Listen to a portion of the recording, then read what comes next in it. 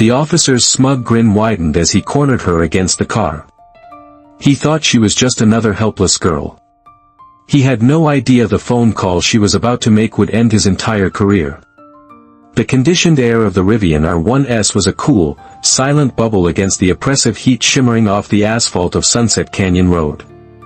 At the wheel, 22-year-old Aria ran a hand through her dark, braided hair, the exhaustion of her final law school exams settling deep into her bones. All she wanted was the familiar comfort of her father's ranch, a world away from the cutthroat competition of jurisprudence. The sleek, silent hum of the electric SUV was the only sound as she navigated the winding road, a ribbon of black cutting through hills of sun-scorched gold. This was the kind of isolated, beautiful place where phone signals died and time seemed to slow down. Then, the world fractured into strobing flashes of red and blue in her rearview mirror. Aria's brow furrowed. She glanced at the dashboard. She wasn't speeding. Her registration, digitally displayed, was current. With a sigh of practiced calm, the kind drilled into her by a father who saw risk around every corner, she signaled and pulled the heavy vehicle onto the dusty shoulder. The police cruiser, a standard black and white, parked behind her. A moment later, an officer emerged, his movements stiff with an unearned swagger.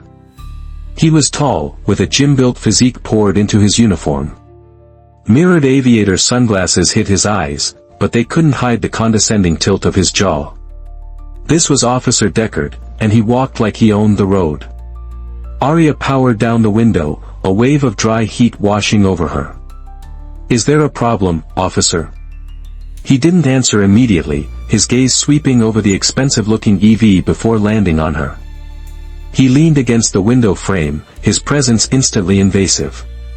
"License and registration," he clipped out, the words sharp.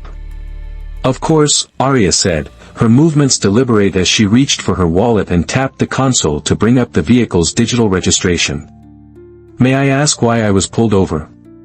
His eyes, hidden behind the silvered lenses, roamed over her university hoodie and worn leggings. A smirk played on his lips. "This is a pretty high-end piece of machinery for a student," he remarked, ignoring her question. "Daddy buy this for you?" Aria's jaw tightened, but she kept her voice even. "It's a rental, officer. The registration is on the screen. My license." She held it out. He took the license but barely glanced at it. "Where you headed in such a hurry?" he pressed, his tone a blend of accusation and amusement. "Coming from the city, dressed like you just rolled out of bed. It makes a man wonder." "I'm coming home from my final exams at UCLA Law," she stated, a cold edge entering her voice. "I'm tired, and I'd like to get home to my father." The smirk on Deckard's face widened into a grin. He finally looked at her license, reading the name. "Aria, doesn't say who your father is on here." He handed it back, his knuckles deliberately brushing her fingers. The contact was slight, but it felt charged with disrespect. "Just drive more carefully." He hadn't given a reason for the stop. He hadn't issued a warning or a ticket. This wasn't about the law. It was about power. And as he sauntered back to his car, Aria felt a knot of cold dread tighten in her stomach. This wasn't over. Aria took a deep, steadying breath, her fingers gripping the steering wheel. She waited until Officer Deckard was back in his cruiser. She watched in her mirror as he sat there, not moving, just watching her. The minutes stretched, thick with unspoken threat. He was waiting for her to be unnerved, to make a mistake. She refused to give him the satisfaction. Her father's voice echoed in her mind, "Never let them see you sweat. Control the situation by controlling yourself." Finally, after what felt like an eternity, she put the Rivian in drive. She had barely moved 50 feet when the lights flashed again, this time with an angry, impatient rhythm. She pulled over once more, her heart now hammering against her ribs. This was a game, and he was a predator toying with his food. Deckard was out of his car instantly, his stride far more aggressive this time. He stormed up to her window. "Problem, officer?" Aria asked, her voice betraying a slight tremble she immediately hated. "I need you to open the trunk," he commanded. Arya's legal training kicked in, a life raft in a sea of fear. "On what grounds? Do you have a warrant or probable cause to conduct a search?" The question hit him like a physical blow. The smugness vanished from his face, replaced by a flash of raw fury. He wasn't used to being challenged, especially not by someone he had already dismissed as a spoiled girl. "Oh, a little lawyer," he sneered. "Think you're smart?" He reached for her door handle. "I'm going to tell you what's going to happen now. You're going to step out of the vehicle." "I'd like to call my father first," Arya said, her hand inching toward her phone on the passenger seat.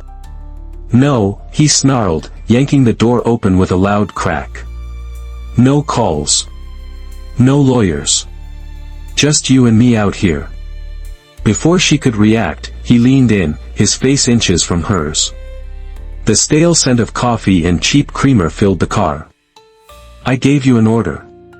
Step out. Now." He grabbed her left arm, his fingers digging into her bicep like a vice. He pulled her from the car, his strength shocking. She stumbled onto the gravel shoulder, her sneakers scraping against loose rock. He didn't let go. He spun her around to face him, backing her against the cold metal of the Rivian's door. He was close, too close, his shadow engulfing her. "You think you can talk back to me?" he growled, his voice a low rumble of menace. He jabbed a finger into her shoulder, hard. "You think your little bit of book learning makes you better than me?" He brought his face down to hers, his aviator glasses reflecting a distorted, terrified image of her own face. "Out here, your books don't mean a damn thing. I am the law." The physical contact, the violation of her space, the raw aggression, it flipped a switch in Arya. The fear was still there, a cold snake in her gut, but now it was joined by a surge of pure, defiant anger. He had crossed a line. He had put his hands on her. Pinned against her car, with Officer Deckard's rage radiating off him in waves, Arya did the one thing he didn't expect. She stopped fighting. Her body went still, her breathing evened out, and she looked him directly in the eye, her expression unreadable. This sudden calm seemed to unnerve him more than her resistance. He loosened his grip slightly, a flicker of confusion crossing his face. "Are you done, officer?" Arya asked, her voice devoid of emotion.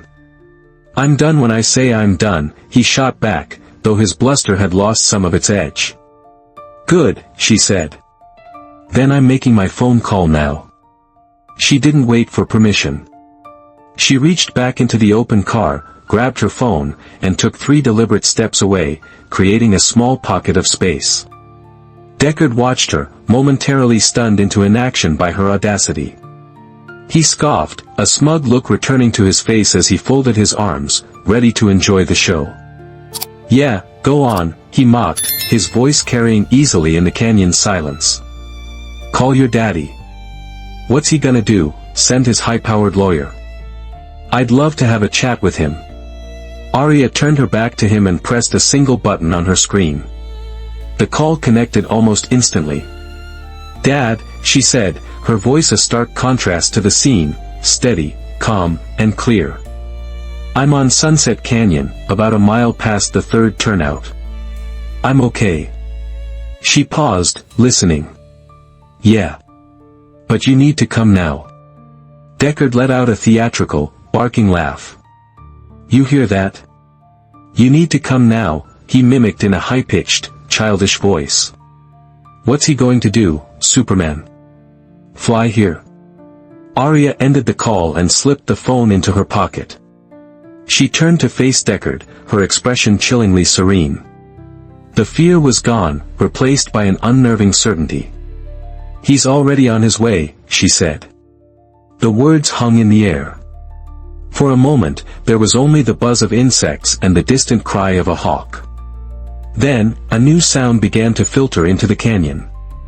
At first, it was a low, guttural vibration, more felt than heard. It grew steadily, a deep-throated roar that seemed to make the very air tremble. It was the sound of pure, controlled power. Deckard's smile faltered. He looked down the winding road. A monstrous, matte black Ford F-150 Raptor appeared, devouring the road at a speed that was both terrifying and impossibly controlled. It didn't slow down as it approached. Instead, it executed a perfect, professional-grade turn, swinging its back end around in a cloud of dust and gravel, coming to a hard stop directly behind Deckard's cruiser, boxing him in. The engine idled with a menacing growl, a stark contrast to the Rivian's silence. The driver's side door swung open. A tall, imposing figure emerged, dressed in a simple but well-fitted black tactical jacket and dark jeans. His dark hair was pulled back, and his signature goatee was neatly trimmed. He moved with a quiet economy of motion, his presence sucking all the air out of the canyon. Officer Deckard took off his aviator sunglasses, his jaw slack. The smug smirk, the arrogance, the power, it all dissolved from his face, replaced by a dawning, horrified recognition. Steven Seagal didn't look at him. His eyes, like polished obsidian, found his daughter. He gave her a single, almost imperceptible nod. She was safe. That was all that mattered. Now, for the problem. The air grew thick and heavy. Steven Seagal walked past the police cruiser, his boots silent on the asphalt. He didn't rush. He moved like a force of nature, inevitable and absolute. He stopped beside Arya, placing a reassuring hand on her shoulder before turning his undivided attention to the officer. Officer Deckard visibly flinched. He straightened his uniform, his hands fidgeting, suddenly looking like a rookie on his first day. "Sir," he started, his voice an octave higher than before. Is there a problem here?" Steven's voice, when it came, was unnervingly quiet, yet it cut through the tension like a razor. "I was about to ask you the same thing. What's your name, officer?" "Deckard, sir." "Officer Deckard." He was stammering now. "Deckard," Steven repeated, tasting the name. "Tell me, Officer Deckard, why was my daughter pulled over?" "It was a routine stop, sir." Her vehicle matched the description of one reported, swerving. The lie was clumsy, and it fell apart in the silence that followed. "Really?" Steven said, taking a slow step forward. Deckard instinctively took a step back. "Because I have a clear view of this road from my property." She wasn't swerving. "So, let's try again. Why did you pull her over?" When Deckard didn't answer, Steven's voice dropped even lower. "And why did you put your hands on her?" Deckard's face went pale. I didn't. I just asked her to step out of the vehicle." "I see," Steven said, his eyes narrowing. "You see, I've spent a fair amount of my life working with men like you.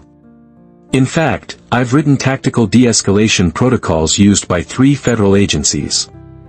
Let's review your performance, shall we? You conducted a stop without cause. You failed to inform the citizen of the reason. You became confrontational when questioned.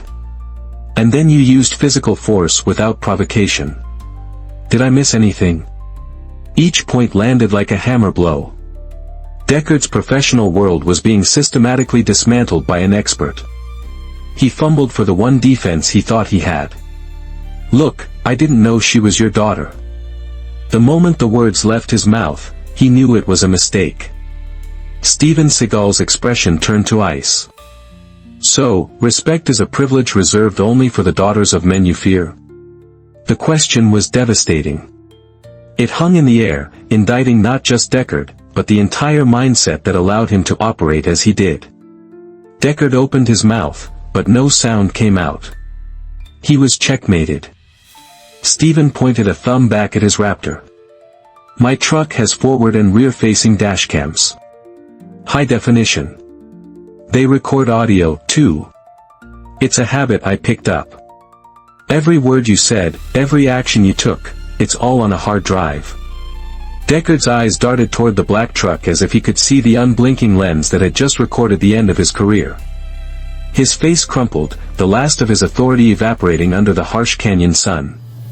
He had picked a fight with the wrong person's daughter, and he was about to learn that some men don't need to raise their voice to be the loudest sound in the room. "You're going to want to stay right where you are, officer," Steven said, his tone leaving no room for argument. He took out his own phone, not to record, but to dial. He held it to his ear, his gaze locked on Deckard, pinning him in place. The call was short. "It's me. Sunset Canyon, Turnout 3. We have a situation.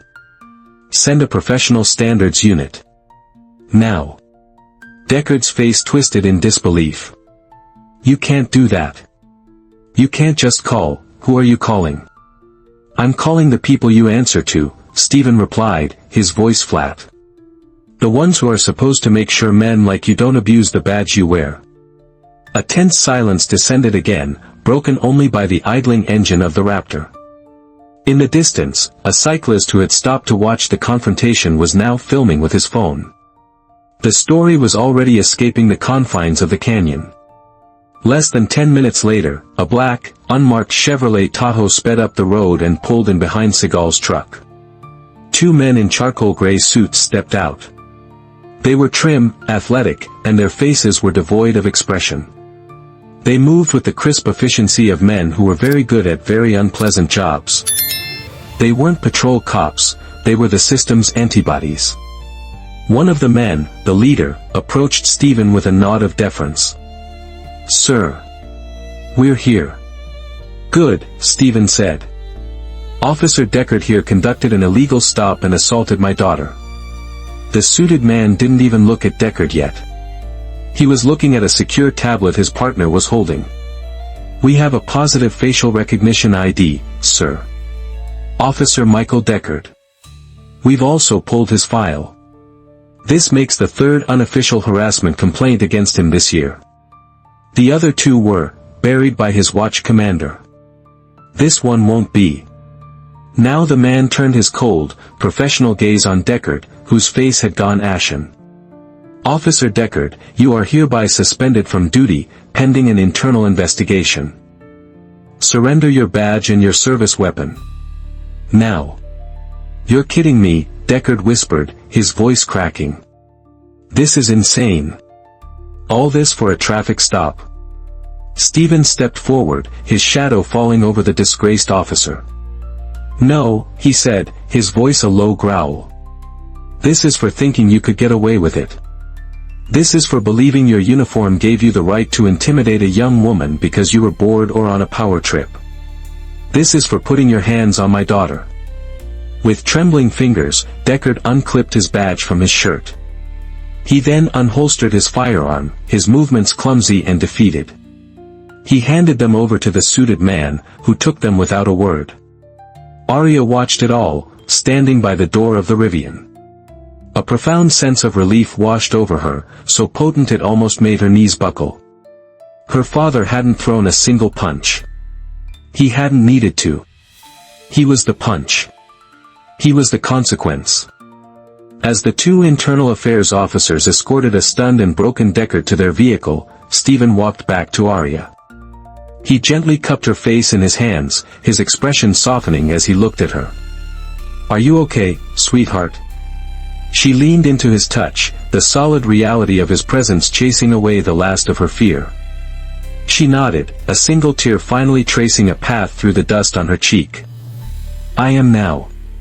The video, shot by the cyclist and uploaded with the title, Steven Seagal vs. Abusive Cop, went supernova online. Within hours, the dashcam footage from Seagal's truck was leaked, its crystal-clear audio exposing every one of Deckard's condescending remarks and threats. TikToks used the audio for skits. Twitter exploded with hashtags. YouTube analysts broke down the footage frame by frame. The story wasn't just about a celebrity, it was about an experience that was chillingly familiar to millions. For Arya, the aftermath was a digital deluge. Her social media DMs were flooded. A young woman from Ohio wrote, "Thank you. A cop did the same to me last year. I was too scared to report it." "You weren't." A retired detective from Florida wrote, "That man dishonored the badge. Your father did what we're all taught to do, de-escalate with authority and integrity." Message after message, a chorus of voices who had felt powerless, now felt seen. Steven Seagal, however, ignored the media circus. He declined interviews with every major network. He had no interest in a victory lap. He was interested in a cure. A week after the incident, he walked, unannounced, into the very police precinct officer Deckard had belonged to. He wasn't there as a movie star, he was there as a concerned father and a subject matter expert. He met with the precinct's captain, a man worn down by politics and paperwork. "I'm not here to gloat or to sue," Steven said, getting straight to the point. "I'm here to fix this." He placed a small, encrypted flash drive on the captain's desk. That drive contains a proposal for a new training module. It's not just about tactics. It's about bias, empathy, and community respect. I'll lead the training myself. Free of charge. The captain was stunned. "You would help the department that employs men like Deckard?" Steven finished for him. "You don't fix a rot by cutting off one bad branch. You have to treat the soil." 2 weeks later, the precinct launched its first mandatory, community-centered de-escalation training. Deckard was formally dismissed, his case cited as the catalyst for departmental reform. That night, Arya sat with her father on the porch of their ranch, under a vast, silent canopy of stars. The scent of sagebrush hung in the cool night air. "Dad," she said quietly, "I'm glad it was you who showed up. I could have handled the legal side, but..." He smiled, finishing her thought. "But you shouldn't always have to handle it alone." He put his arm around her. "That's the point." She leaned her head on his shoulder, a sense of peace finally settling over her. "Do you think it will actually make a difference? The training?" He looked up at the infinite field of stars. "I think the ones who want to learn, will. As for the others," he said, his voice thoughtful, "they'll start to feel it when enough people like you stand their ground, knowing they're not alone." Arya closed her eyes, feeling the truth in his words. She wasn't standing alone. And neither are you. If this story moved you, share it to spread awareness. Tell us your thoughts in the comments, and please, always comment with respect. For more stories that matter, don't forget to subscribe.